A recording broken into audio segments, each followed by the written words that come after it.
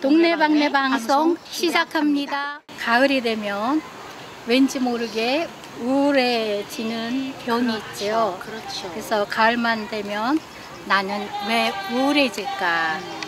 9월 18일자 정신의학신문에 기재된 최강록 정신건강의학과 전문의의 기사를 소개합니다. 가을하면 떠오르는 노래나 영화, 패션이나 음식이 있듯이 가을과 잘 맞아떨어지는 정서 혹은 마음의 색깔이 있습니다. 우울이다. 떨어지는 낙엽만 봐도 마음이 울적거리해지고 앙상하게 가지만 남은 가로수를 보면 눈시울이 붉어지고 자꾸만 옛 추억이 떠오르면서 사람들이 그리워집니다. 문학소녀나 그렇지 않을까? 옛날에 우리 다 문학소녀 다 해봤죠? 네. 문학소녀나 청년이 된 것도 아닌데 가을만 되면 알 수 없는 우울감에 사로잡힙니다. 더군다나 올 가을은 코로나 블루까지 더해졌습니다. 코로나 바이러스와 우울을 뜻하는 영어 단어 블루를 합쳐 만든 신조어입니다. 코로나 바이러스 창궐 이후 사람들과의 접촉이 줄어들고 집안에서 생활하는 시간이 늘어나면서 우울감에 시달리는 사람들이 많아졌습니다. 맞아요. 최근 취업 포털 인큐투트로 운영하는 한 애플리케이션 서비스에서 성인 남녀 805명을 대상으로 조사한 결과에 따르면요, 69.2%가 코로나19로 인해 불안감과 우울감을 경험했다고 응답했습니다. 코로나 사태가 길어지면서 상대적으로 취약한 여성들의 자살이 늘고 있다는 통계도 있습니다. 올해 들어 지난 6월까지 약 6,278명이 극단적 선택을 했는데 이는 작년과 비슷한 수치이기는 하지만 수도권 20, 30대 여성의 자살 관련 데이터가 악화하고 있다는 것입니다. 네, 현실적으로 남성과 비교했을 때 여성의 경제력이 약한 데다 고용 안정성도 현저히 떨어지고요. 식구들이 가정에 머무는 시간이 길어지면서 육아와 가사 등에 관한 부담과 스트레스가 많아짐에 따라 정서적으로 더는 버티기 어려운 한계 상황에 도달한 사람이 증가했다는 분석입니다. 올해 자살 예방 상담 기관들의 상담 접수건도 급증한 것으로 나타났습니다. 코로나19 통합심리지원단 누계 상담 건수는 8월 말 기준으로 42만 9,707건에 달합니다. 서울시가 진행하는 청년 고민 상담 프로그램도 포화 상태라고 합니다. 네. 대단하죠? 대단해요. 이혼율도 급증하고 있다고 하는데 사실인지 모르겠지만요. 한국 트라우마트스 학회가 지난 3월과 5월 두 차례 실시한 코로나19 국민정신건강 실태조사에서 국민 전체의 우울감이 14% 이상 올라간 것으로 드러났고요. 이 중에서도 특히 30대 여성의 우울감 증가가 가장 높게 나타났다고 합니다. 계절이나 날씨 혹은 사회적 상황에 따라 우울감을 느끼는 건 지극히 정상적인 자연스러운 감정입니다. 우울할 수밖에 없는 현실 속에서 우울한 감정을 느끼지 않는 것도 정상이라고 할 수는 없습니다. 맞아요.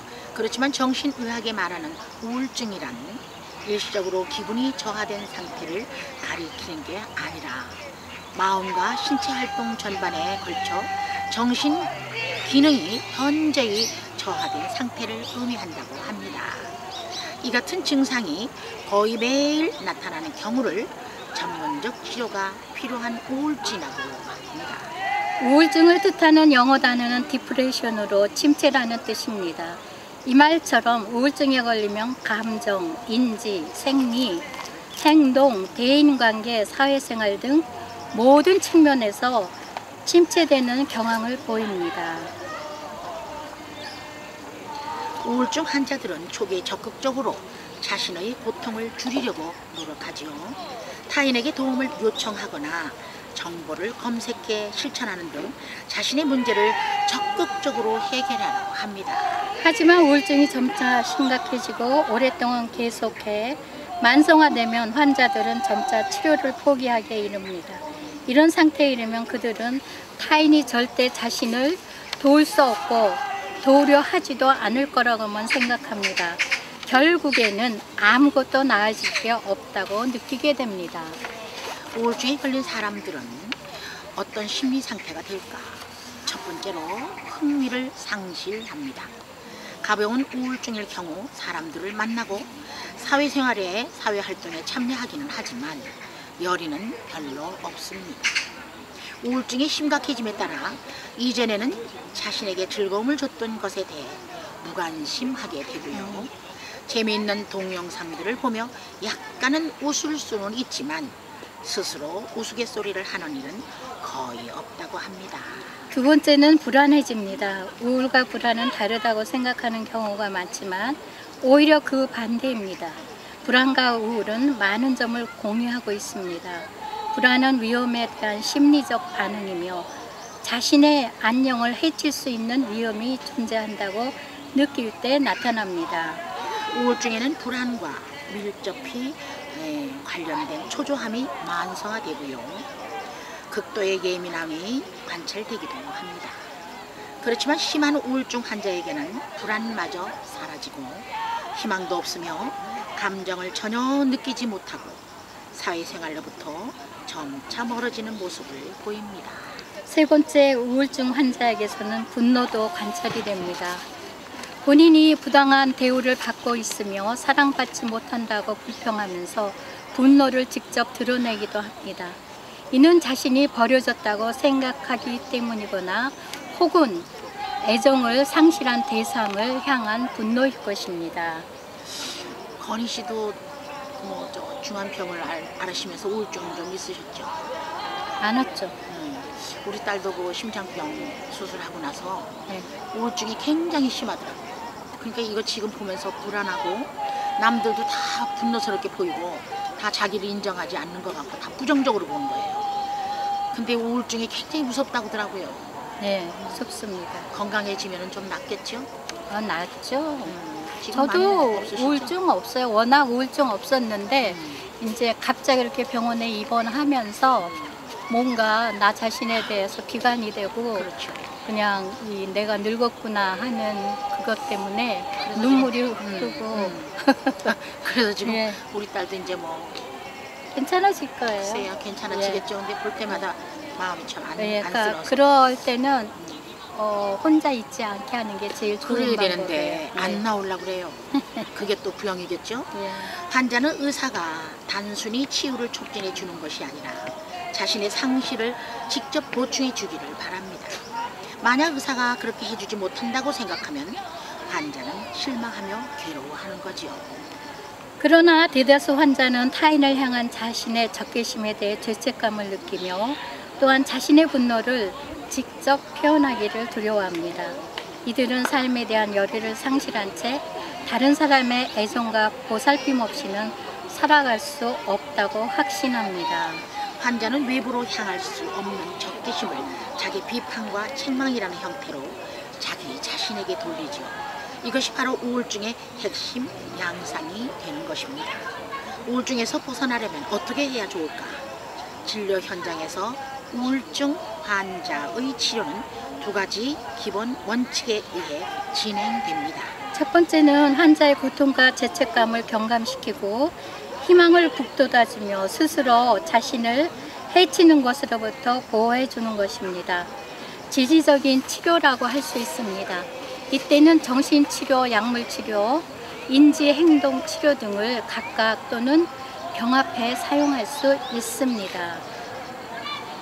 우울증은 환자의 타고난 특성과 성장 배경 그리고 환경과 문화에 많은 영향을 받는 질환입니다.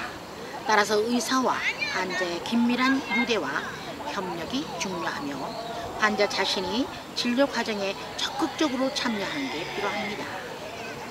우울증 치료를 위해서는 반드시 생활 습관을 개선해야 합니다. 약물과 함께 생활 습관을 점검하고 관리하는 게 필수입니다. 탄수화물 섭취를 조절하지 않고 운동을 게을리하면 혈당 조절에 실패하는 것처럼 항우울제만 믿고 신체 활동을 열심히 하지 않으면 건강한 식사를 제때 챙겨 먹지 않으면 우울증에서 쉽사리 벗어날 수가 없습니다. 잠도 제대로 못 자는 것 같아요. 네. 우울증이. 네. 근데 우울증 약을 먹으면 좀 나은가요? 낫죠. 흔히 우울증을 마음의 감기라고 표현합니다. 그래서 이제 대부분 우울증을 가볍게 생각하죠. 하지만 감기도 간단히 앓고 지나가는 게 있는가 하면 호되게 고생해야 간신히 치료할 수 있는 독감도 있습니다. 우울증을 그냥 마음이 좀 허전하겠지 혹은 너무 예민해서 다소 울적해진 것뿐이야 이렇게 생각하면 안 됩니다. 치료해야 할 때 뇌 질환으로 분명히 인식해야 합니다. 가을을 맞아서 유독 우울감을 많이 느끼는 사람은 남달리 감성이 풍부해 계절 변화에 민감하게 반응하는 탓도 있겠지만 일상생활에서 좌절감이나 패배감을 맛봤다거나 어떤 다른 심리적인 이유로 인해 멜라토닌이 과다 분비되어 기분이 저하됐을 수도 있습니다. 그렇군요. 예. 멜라토닌은 생체 리듬을 조절해 우리 몸이 밤에 편히 잠들 수 있게 해줍니다.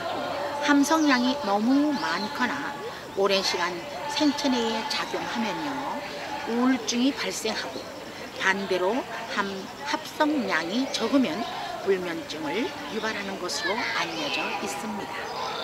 햇빛을 제대로 쐬지 못할 경우에도 우울한 기분을 느낄 수 있습니다. 실내에 머무는 시간이 길어지면서 따분함과 무력함을 느끼고 그것이 폭식과 과식으로 이어지며 체중이 늘거나 평소와 달리 잠을 비정상적으로 많이 자는 것도 계절성 우울증의 대표적 현상입니다. 제가 잠을 많이 자거든요. 이 계절성 우울증 아니야 이거. 이런 증상이 보이면 생활 습관을 바꾸고 활기찬 리듬으로 회복해야 합니다. 공원 등으로 외출을 자주 하고요. 네. 햇빛을 많이 쐬는 게 좋고요. 네. 적당한 운동으로 땀을 흘리는 건 당연히 권장할 만한 일입니다. 네. 하루 30분 정도라도 밖에서 유산소 운동을 하게 되면 스트레스도 풀리고 우울감도 떨치며 정신적 활기를 되찾을 수 있습니다. 코로나 사태로 사람을 만나는 일이 부담스럽기 때문에 아예 대인관계를 끊고 살기보다는 전화나 SNS를 통해 친구나 지인들과 수다도 떨면서 교분을 유지하는 게 정신 건강에 더없이 좋다고 합니다. 몸의 감기는 약을 먹고 주사를 맞으면 낫지만 마음의 감기는 관심과 배려와 사랑의 에너지를 먹어야만 낫는 병입니다. 맞아요. 근데 네. 그 우울증 걸린 사람들이 접근을 좀 해주고 그렇게 해줄래도 거부하더라고요. 거부하죠. 예. 그냥 혼자 있게 해주세요. 네. 괜찮아요. 뭐 별것도 아닌데 약 먹고 있어요.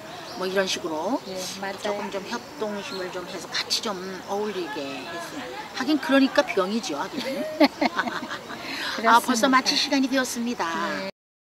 시니어분들 건강 챙기셔서 코로나19가 지나갈 때까지 잘 견디시고 예. 계절이 선선해졌으니 감기 조심하시기 바랍니다. 그렇죠. 오늘은 가을만 되면 왜 나는 우울해질까를 소개하면서 방송을 했습니다. 방송 진행에 이건희 전신자였습니다.